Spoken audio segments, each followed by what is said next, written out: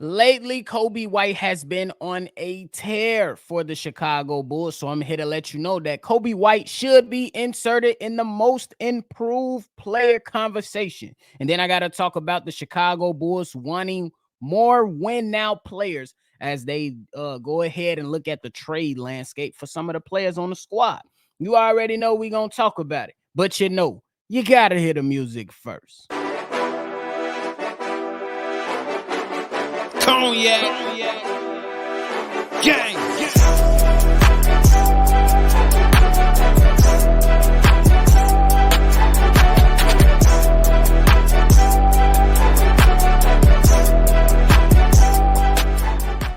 Shy Bulls podcast with the Cognac Boys. I'm Cognac Boy Bobby, and I'm holding it down on another episode of Shy Bulls podcast with me and my co-host C-Dub. If you like what you're listening to today, hit the like button, subscribe to the channel, and hit that notification bell so every time we drop, you'll be one of the first ones to know. Now, we already know the state of the Chicago Bulls. We know what they looking like, and we know that they just recently lost 2 games in a row after winning 4 games in a row. But nonetheless, I don't really want to talk about the entire team. I want to talk about one specific player, and that is Coby White. I just looked at an article that was released yesterday, and CBS Sports had their players and, just came out with their early rankings on, different awards. That's most improved, 6th man of the year, defensive player of the year, et cetera, et cetera. I got to the most improved player part, and Coby White is nowhere to be found. Nowhere to be found. I got to show love to the guys that are on the list, but I want to include my guy on this list as well. Now, if the guys that they have, and they have these guys ranked from 1 to 3, that's Alperen Sengun, not mad at that. Tyrese Maxey at number 2, not mad at that. Scotty Barnes at number 3. Hey, it is what it is. But because if you're looking at Alperen Sengun, who was ranked number 1 last year, for his season, he was about 14 points per game, doing what he had to do, and he upped that up to 20 points per game. Tyrese Maxey, who we already knew was kind of on that uptrend of becoming a star, last season 20 points, this season 27 points. And then if you're looking at Scotty Barnes, last season he had 15, and this season he upped his scoring up to 20 points per game. Now, if you're looking at Coby White and you say, hey, for the season, he only giving you 16 points per game so far when you tally all the scoring outputs from him this season in the games that the Chicago Bulls played. So he went from 9 points last season to 16 points so far this season. But the reason I say that he needs to start, he needs to be inserted in this is because of the last 10 games, my boy is giving you 23 points per game. And if you're looking at the last 6 games, he even went above that. He's averaging 26 points, 6 rebounds, and 6 assists in his last 6 games. And then the last 6 games, he faced some pretty good teams to where he had some nice scoring outputs. And against the Milwaukee Bucks, he had 23. Against the Pelicans, he had 31. Against Milwaukee again, he dropped 33. Had 27. Against the Denver Nuggets. Couldn't even get it out.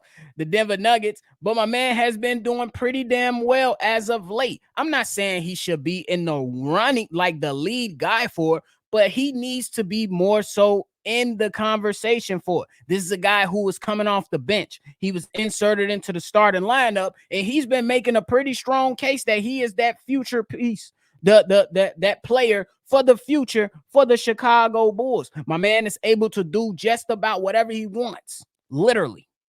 My man is able to get to the basket with that first step at ease. He's able to step back beyond the 3-point line and show his range and knock it down. Coby White thus far he's top 5 in total 3-point total 3 points made, shots made, and my guy has been on a tear during his last 6 games. My guy from the 3-point line, he's shooting 53%. 53% in his last 6 games. In his last 10 games, my boy Coby White is still out here with the up and up, shooting 53% from the 3-point line. And he's given the Chicago Bulls everything that they need plus more, alongside when you consider who's playing alongside him right now. The only guys you can give credit to right now I mean, you would say DeMar DeRozan, Nikola Vucevic are stars, but they ain't no Joel Embiid. So I understand why Sengun is kind of leading the pack right now because his team don't have a Joel Embiid. If you look at Scotty Barnes, I give him credit too. They don't have a Joel Embiid over there. But all these guys are operating within their own situations. And I say within, if you're looking at Coby White's situation, if you're looking at just the player, not the team, he needs to be inserted in the conversation because he's been playing out of his damn mind. Right now, he just last night he extended his historic run, at least for the franchise, with over 12 games with at least 3 3-pointers made. And that's a franchise record. So he's doing historic things amongst himself, within the franchise. And who knows what can come out, come about or come out of all this if he continues on this same trend of remaining hot. There will be a time and a place to where Coby White, the threes won't fall the same way. But as of right now, they're falling. So you got to give him a little credit for that. I do want to see when the 3-point shot does not fall in certain games. How can Coby White step up? Because going 53% from the 3-point line, oh my God, that is ridiculous. We know, and it's not like my guys just coming out and not shooting it at a high volume either. You know what I'm saying? Total attempts per game.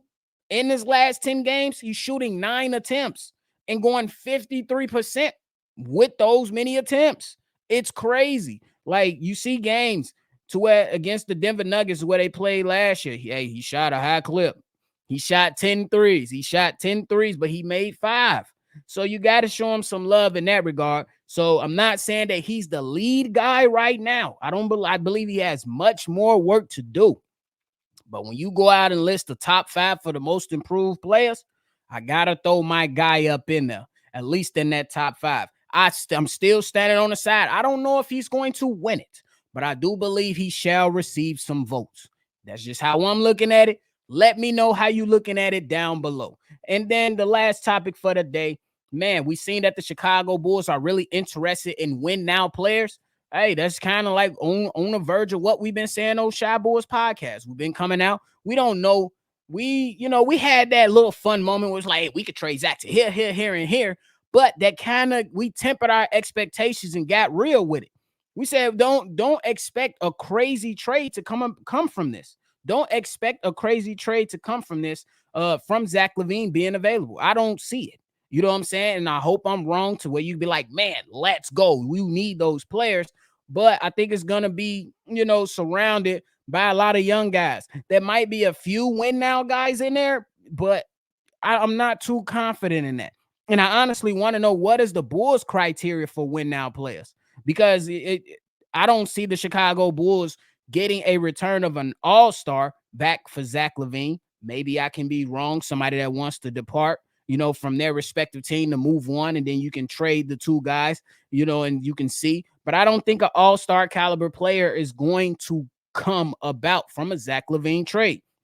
I'm thinking more on the side of, hey, we're going to get some guys who we know who they are. We're going to know who they are. I think that right now, and I'm kind of on the side with the front office, is I don't really want to get into projects right now. I have enough projects on my team. I'm still trying to pull things out of Patrick Williams after so many years now. I'm still looking at Julian Phillips. He's one of my projects. I'm looking at Dalen Terry, who seems like he's trying to clean it up, but he's another project. Justin Lewis, who we haven't even seen in NBA action, is a guy that's down in the G League. He's a project. Orla Bentub, we know what he was able to do overseas, but we don't know if he's NBA ready. So that's another project. So that's 4 projects, probably 5 projects that we just already ran off, and we still haven't even mentioned Amada Sanogo. I love what he's been doing in the G League, but is he NBA ready? That's still to be determined. And then you still, it's a lot of things that you can go up in there and you can pull out and you can say, look, I'm done with the projects. We want to allow our coaching staff, our player development staff, to solely focus on these many players. We don't have time for that anymore. And I'm with that. I don't think that you just give Zach LaVine away for a bag of Funyuns and a pack of 9-laters and a 50-cent juice. You know what I'm saying? Like back in the day, that's for my older folks, because we know that right now you ain't getting none of that for no dollar. But it is what it is. So I'm just looking at it like that. I'm not too mad at that they want win now players, but I do want to understand what's their criteria for a player to meet this win now type of player. You know what I'm saying? Because again, I don't see the Bulls bringing in the all-star type player in exchange for Zach LaVine. I think it will have to be some guys to where you say, hey, these are solid role players. You know what I'm saying? And we know what they are. We know who they are. We know what they can bring to a team versus you saying, hey, look at this prospect. His name's John Doe. We seen him show flashes that he can shoot the three. We seen him show flashes that he can rebound pretty well. We know that he can defend well, but we just don't know what his game is. I don't know if I'm with that. So I'm gonna stand pat with the front office in that regard, because I rather the Chicago Bulls say, hey, this role player, he's a 3-point specialist. This guy right here, he's a 3-and-D type of guy. Or this guy here, he's right here, he's a point guard. He can facilitate a little bit. He can go ahead and help out, and et cetera, et cetera, et cetera. So I'm all on board with that from the front office. But you guys let me know how you all feel about that. What do you see as the criteria for a win now type of player? And that's what the Chicago Bulls are looking for. Go ahead and comment below. Let's chop it up for the rest of the day. Make sure that you go ahead and hit the like button, subscribe to the channel, and hit the notification bell. We are doing live calls for every single Bulls game, and we are producing and coming out with daily content surrounding the Chicago Bulls on a number of topics. Make sure you tune in. This is another episode of Shy Bulls Podcast. I'm Bobby. I'm going to catch y'all on the next one for sure. Cognac. Gang.